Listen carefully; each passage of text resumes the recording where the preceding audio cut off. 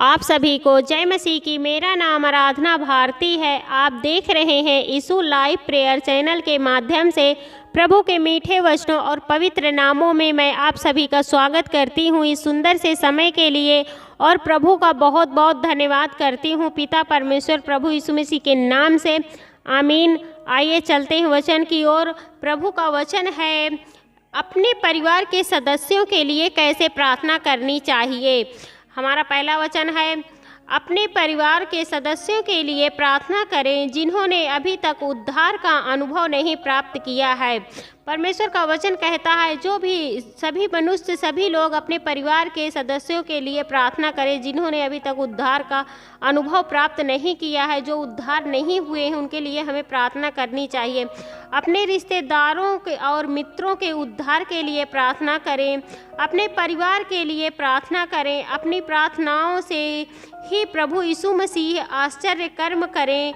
जब आप रात को प्रार्थना करें तो दिन भर के कामों का मूल्यांकन करें, अपने हृदय की जांच करें, स्वयं को समर्पित करें और प्रार्थना करें। हमें प्रार्थना करनी चाहिए प्रभु यीशु मसीह के नाम से। हमें अपने रिश्तेदारों के लिए भी प्रार्थना करनी चाहिए, अपने मित्रों के लिए भी प्रार्थना करनी चाहिए, अपने परिवार के लिए भी प्रार्थना करनी चाहिए। और जब हम प्रार्थनाओं से भी प्रभु यीशु मसीह का आश्चर्य करेंगे, आश्चर्य कर्म करेंगे, तो वो हमें ज़रूर किसी प्रकार की कोई दिक्कत नहीं होने देंगे। जब आप लोग रात को प्रार्थना करेंगे तो दिन भर के कामों का मूल्यांकन करें। जब हम रात को प्रार्थना करें तो अपने जो भी दिन में हम काम किए हैं उसका मूल्यांकन करें, अपने हृदय की जांच करें, स्वयं को समर्पित करें और प्रार्थना करें। अपने मन को, अपने हृदय को जांच लें कि हमने आज दिन भर में किसी का पाप तो नहीं किया, किसी का नुकसान तो नहीं किया है, और हम स्वयं को, अपने आप को समर्पित करें और प्रार्थना करें। यदि आपने कोई पाप भी कर दिया है या गलती हो गई है तो जैसा पवित्र आत्मा के प्रकट किया है उसका अंगीकार करें और प्रार्थना करें। अगर हमसे अनजाने में पाप हो भी गया है, कोई गलती हम कर भी दिए हैं, तो हमें प्रार्थना करनी चाहिए। पवित्र आत्मा ने जो प्रकट किया है उसका अंगीकार करें और प्रार्थना करें कि हे परमेश्वर, आज के बाद हमसे गलती नहीं होगी, आज के बाद हम अपने जीवन में सुधार लाएंगे।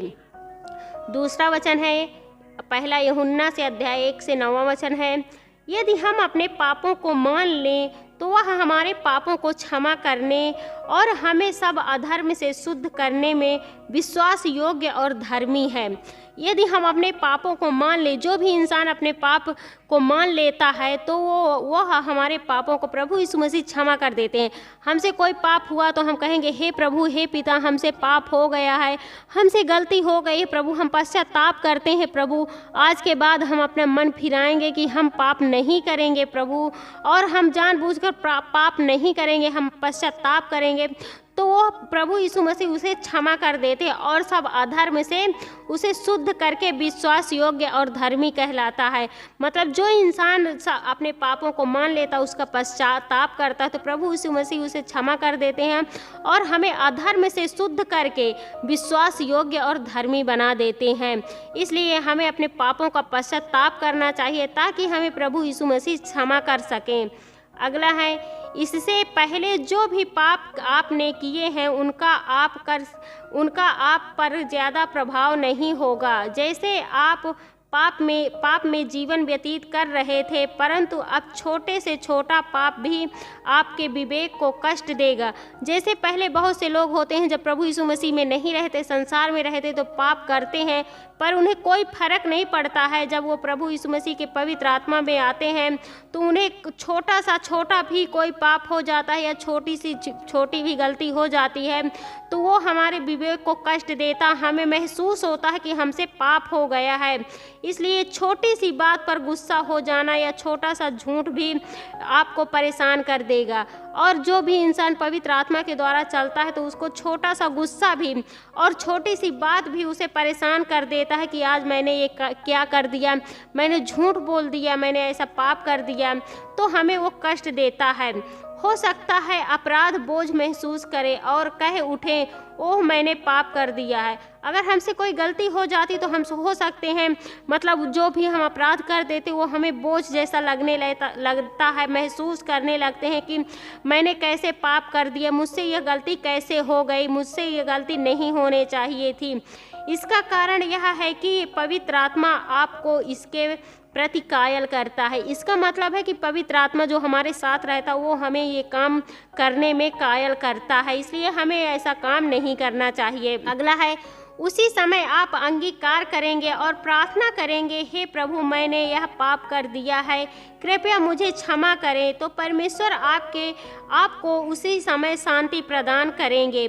और उसी समय जो आप अंगीकार करेंगे और प्रार्थना करेंगे कि हे प्रभु मैंने यह पाप कर दिया, कृपया मुझे क्षमा कर दीजिए, मैं आज से यह पाप नहीं करूँगा, मुझसे बहुत बड़ी गलती हो गई, तो परमेश्वर आपको उसी समय शांति प्रदान करेगा, यानी आपके मन को शांत करेगा। और ईश्वरीय सामर्थ्य के लिए प्रार्थना करें कि आप फिर पाप ना करें। और हमें ईश्वर से प्रार्थना करनी चाहिए कि अब हम पाप नहीं करेंगे, अब हम फिर से पाप नहीं करेंगे। एक ही दिन में पवित्र आत्मा को प्राप्त करना संभव नहीं है। यह तभी होगा जब आप बाइबल पढ़ेंगे और गहनता से मेहनत से प्रार्थना करेंगे। एक दिन में किसी को पवित्र आत्मा नहीं मिल जाता है। कोई पवित्र आत्मा को प्राप्त करना इतना संभव नहीं है कि एक दिन में पवित्र आत्मा उसे प्राप्त हो जाए। यह तभी होगा जब आप बाइबल पढ़ेंगे, रोज़ मेहनत से गहनता से लगातार प्रार्थना करेंगे और बाइबल पढ़ेंगे और प्रभु में आत्मिक रूप से बढ़ेंगे, तो आप पवित्र आत्मा में बढ़ते रहेंगे। जो इंसान प्रभु को मानता है, अपनी आत्मा से मानता है और कोई भी गलती करके पश्चाताप करता है, उसको महसूस होता है, उसी के ऊपर पवित्र आत्मा आता है और पवित्र आत्मा में वही चल सकता है। इसलिए हमें रोज़ाना बाइबल पढ़नी चाहिए और प्रार्थना करनी चाहिए ताकि आप में पवित्र आत्मा भी बढ़ते रहना चाहिए। आमीन। आइए चलते हैं, सभी लोग मिलकर प्रार्थना करते हैं।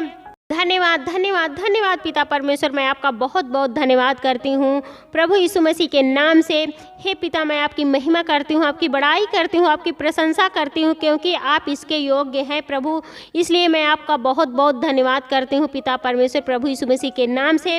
हे पिता, जितने भी भाई बहन हैं यह वीडियो को सुन रहे हैं, इन वचनों को सुन रहे हैं प्रभु, उनके घर में, उनके सदस्यों में, उनके घर परिवारों में, उनके रिश्तेदारों में उद्धार के लिए मैं प्रार्थना करती हूँ। उनका परिवार बिल्कुल सुरक्षित रहे, बिल्कुल उद्धार पाने पाए प्रभु आपके पवित्र यीशु मसीह के नाम से पिता परमेश्वर। उनके दोस्तों के लिए मैं प्रार्थना करती हूँ, उनके घर परिवारों के लिए मैं प्रार्थना करती हूँ, हर एक सदस्य के लिए प्रार्थना करती हूँ कि सभी लोग बिल्कुल अच्छे से रहने पाएँ प्रभु आपके पवित्र यीशु मसीह के नाम से पिता परमेश्वर। उसके लिए मैं आपका बहुत बहुत धन्यवाद करती हूँ पिता परमेश्वर, प्रभु यीशु मसीह के नाम से आपसे विनती प्रार्थना करती हूँ, आपकी महिमा करती हूँ प्रभु।